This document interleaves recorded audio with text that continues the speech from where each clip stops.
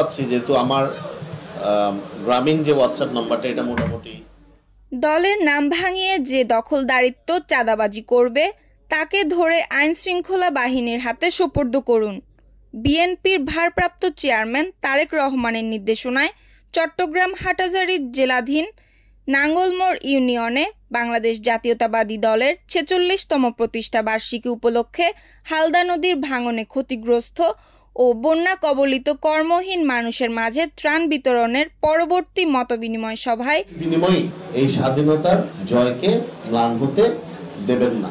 যারা যে সকল অপরাধী, যে সকল দুর্বৃত্ত বাংলাদেশ জাতীয়তাবাদী দল বা অঙ্গ সংগঠনের নাম বিক্রি করে হাটহাজারী এবং বায়েজিদে কোনো ধরনের চাঁদাবাজি, দখলদারিত্ব, অন্যায়, অবিচার। প্রধান অতিথির বক্তব্যকালে বিএনপির কেন্দ্রীয় নির্বাহী কমিটির সহ সাংগঠনিক সম্পাদক ও বিএনপি আন্তর্জাতিক সম্পর্ক কমিটির সদস্য ও বিএনপি মিডিয়া সেলের আহ্বায়ক কমিটির সদস্য ব্যারিস্টার মীর মোহাম্মদ হেলাল উদ্দিন কথা বলেন।